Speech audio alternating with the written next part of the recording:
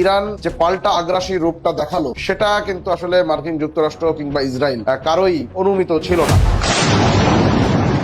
খোররাম শাহ 4 নামে একটি missile Iran এখন প্রতি রাতেই একটি দুটি করে নিক্ষেপ করছে। এই মিসাইলটি আসলে ঠেকানো যাচ্ছে না। মার্কিন যুক্তরাষ্ট্র নৌবাহিনী এবং বিমান বাহিনী মিলে ইরানের নৌবাহিনীর বিভিন্ন জাহাজে আক্রমণ চালিয়েছে।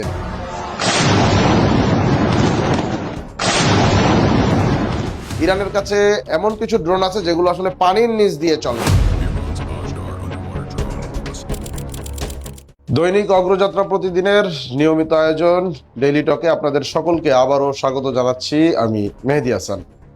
আজ আমাদের আলোচ্য প্রসঙ্গ ইরান বনাম ইসরায়েল এবং আমেরিকার যুদ্ধ। গত 28শে ফেব্রুয়ারি আচমকাই তেহরানে হামলা চালিয়ে বসে মার্কিন যুক্তরাষ্ট্র এবং ইসরায়েল। তাদের মুহুর্মুহু বিমান হামলায় পরবর্তীতে শোনা যায় যে ইরানের তৎকালীন সর্বোচ্চ নেতা আয়াতুল্লাহ আলী খামেনি সহ রাজনৈতিক নেতৃত্ব এবং সামরিক নেতৃত্বের বড় একটা অংশই মারা গেছেন, এমনটাই শোনা যাচ্ছিল। তো যেমনটা শোনা যায় যে মার্কিন যুক্তরাষ্ট্রের বর্তমান প্রেসিডেন্ট ডোনাল্ড ট্রাম্প এবং ইসরায়েলের প্রধানমন্ত্রী বেনিয়ামিন নেতানিয়াহু, তাদের উদ্দেশ্য ছিল যে যদি ইরানের নেতৃত্বকে ধ্বংস করে দেওয়া যায় বা আয়াতুল্লাহ আলী খামেনিকে হত্যা করা যায়, তাহলেই ইরান তাদের নিয়ন্ত্রণে চলে আসবে। কিন্তু সময় যতই গড়াচ্ছে ততই বোঝা যাচ্ছে যে আসলে এই যে সমীকরণটা করেছিল মার্কিন যুক্তরাষ্ট্র এবং ইসরায়েল, সেই সমীকরণটা আসলে ততই সময়ের সাথে সাথে ভুল প্রমাণিত হচ্ছে। কারণ খামেনি যে মারা গেছেন সেটা কিন্তু ইরান নিজেও স্বীকার করে নিয়েছে এবং সেটা খুব দ্রুততার সহিত স্বীকার করার পরপরই দ্রুততম সময়ের মধ্যেই কিন্তু ইরান দেরি করেনি প্রতি উত্তর দিতে। ইরান এবার যে প্রতিক্রিয়া দেখিয়েছে সেটি হলো তারা আর সীমিত যুদ্ধের মধ্যে থাকেনি, যেটা মার্কিন যুক্তরাষ্ট্রের প্রেসিডেন্ট ডোনাল্ড ট্রাম্প বারবার বলছেন যে তার ধারণা ছিল যে ইরান হয়তো এবারও একটা সীমিত প্রতিক্রিয়া দেখিয়ে থেমে যাবে। কিন্তু ইরান যেটা করলো সেটা একদমই মার্কিন যুক্তরাষ্ট্রের সিলেবাসের বাইরে ছিল।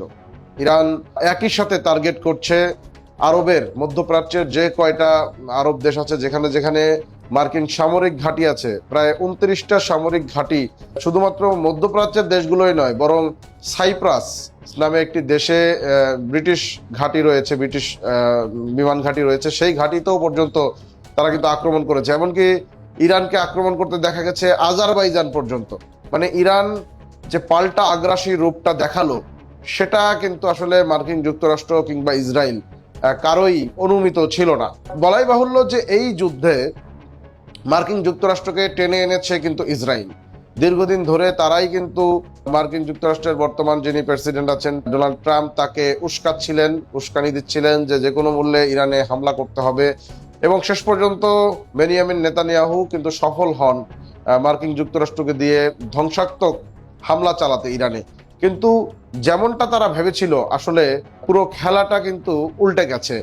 ইরান প্রতি উত্তর দিতে কোনো ছাড় দিচ্ছে না মার্কিন যুক্তরাষ্ট্রকে কিংবা ইসরায়েলকে। মার্কিন যুক্তরাষ্ট্রের যতগুলো ঘাঁটি ছিল ইসরায়েলে, মধ্যপ্রাচ্যে, আরব দেশগুলোতে, সৌদি আরব, আরব আমিরাত, কাতার, বাহরাইন, শুধুমাত্র ওমান বাদে মোটামুটি জর্ডান সহ আরবের যে কয়টা দেশ আছে প্রত্যেকটা দেশের মার্কিন ঘাঁটিতে কিন্তু ইরানের মিসাইল, ড্রোন আক্রমণ করেছে। এবং এক্ষেত্রে ইরান যে পদ্ধতিটা অবলম্বন করেছে, ইরানের ভান্ডারে থাকা তুলনামূলক নিম্ন শ্রেণীর যে ড্রোনগুলোকে সেগুলোকে কিন্তু ইরান আগে পাঠিয়েছে। এবং সেগুলোকে আগে পাঠানোর ফলে যেটা হয়েছে যে মার্কিন যুক্তরাষ্ট্রের ঘাঁটিগুলোতে বা ইসরায়েলের ঘাঁটিগুলোতে যে ড্রোন প্রতিরক্ষা ব্যবস্থা বা মিসাইল প্রতিরক্ষা ব্যবস্থা ছিল, সেই প্রতিরক্ষা ব্যবস্থাগুলো দিয়ে যখন সেই ইরানের নিম্ন শ্রেণীর ড্রোনগুলো ঠেকানো হচ্ছিল, তখনই কিন্তু ইরান একটা মানচিত্র পেয়ে যায় যে কোথায় কোথায় আসলে মার্কিন যুক্তরাষ্ট্রের কিংবা ইসরায়েলের বিমান প্রতিরক্ষা ব্যবস্থা বা বিমান আক্রমণ, মিসাইল আক্রমণ প্রতিরক্ষা ব্যবস্থা বা এন্টি এয়ার গান বসানো আছে, সেই জায়গাগুলো তারা চিহ্নিত করে ফেলে। এবং পরবর্তী ধাপের আক্রমণেই কিন্তু ওই রাডার স্টেশনগুলো যেগুলো দিয়ে আসলে মিসাইল ঠেকানো হয়, ইরানের মিসাইল বা ইরানের ড্রোন, সেগুলো কিন্তু ইরান গুড়িয়ে দিয়েছে। সেটা হোক জর্ডান বা আরব আমিরাত, সৌদি আরব, কুয়েত, কোনো জায়গায় রাডার কিন্তু অক্ষত রাখেনি। বরং পরিস্থিতি এমন পর্যায়ে ঠেলে নিয়ে গেছে ইরান, যে পরবর্তীতে মার্কিন যুক্তরাষ্ট্রের তড়িঘড়ি করে দক্ষিণ কোরিয়া থেকে কিন্তু এন্টি এয়ারক্রাফট যে গানগুলো আছে সেগুলো নিয়ে আসতে হচ্ছে।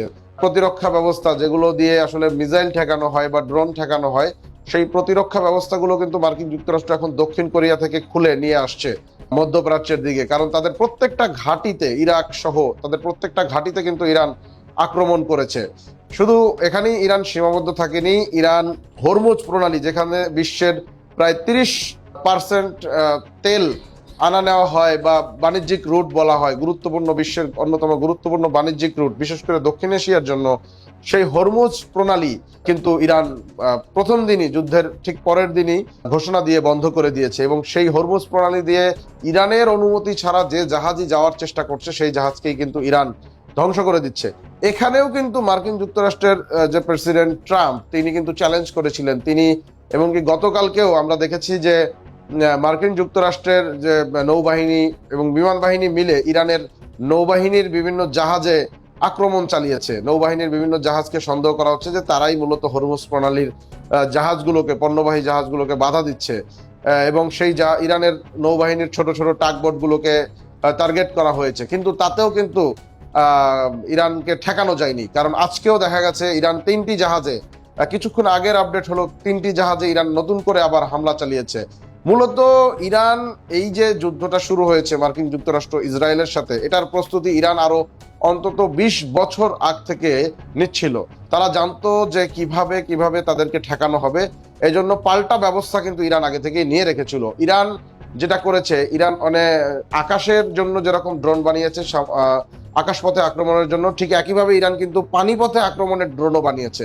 অর্থাৎ ইরানের কাছে এমন কিছু ড্রোন আছে যেগুলো আসলে পানির নিচ দিয়ে চলে, এবং সেই ড্রোনগুলো দিয়েই কিন্তু ইরান এখন জাহাজকে টার্গেট করছে। যার কারণে ইরানের নৌবাহিনীকে আপনি যতই বোমা মারা হোক, যতই আক্রমণ করা হোক, তাতে কিন্তু এই ড্রোনগুলোকে ঠেকানো যাবে না। এবং এই ড্রোনগুলো দিয়েই কিন্তু, এ ধরনের ড্রোনগুলো দিয়েই কিন্তু ইউক্রেন রাশিয়ার অনেক ক্ষতি করেছে।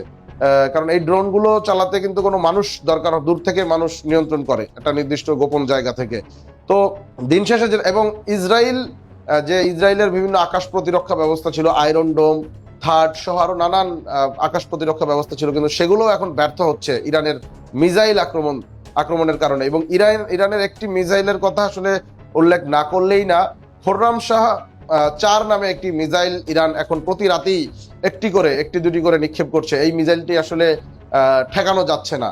এর কারণ হলো, ইসরায়েল ঠেকাতে পারছে না, এর কারণ হলো এই মিসাইলটি ক্লাস্টার ওয়ারহেড বহন করছে। ক্লাস্টার ওয়ারহেড যদি আমি আপনাদেরকে একটু বোঝাতে যাই, ক্লাস্টার ওয়ারহেড হচ্ছে, এটি প্রথমে যায় একটি মিসাইল গেলেও যখন এটিকে বাধা দেওয়া হয় বা এটি নির্দিষ্ট যে টার্গেটে যাওয়ার আগ মুহূর্তে এই একই মিসাইল খন্ড খন্ড হয়ে অন্তত 2 থেকে 300 মিসাইলে রূপান্তর হয় বা ওয়ারহেডে রূপান্তর হয়, এবং এগুলো ছড়িয়ে ছিটিয়ে পড়ে, যার কারণে এটিকে আকাশ প্রতিরক্ষা ব্যবস্থা দিয়ে ঠেকানো যায় না। এবং এটি ইসরায়েলের এই মুহূর্তে সবচাইতে বড় ক্ষতি করছে। কারণ এই যে 200-250 একটি মিসাইল একটা পর্যায়ে গিয়ে 200-250 মিসাইল হয়ে যাচ্ছে, এটা ইসরায়েলের আকাশ প্রতিরক্ষা ব্যবস্থা ঠেকাতে গিয়ে হিমশিম খাচ্ছে।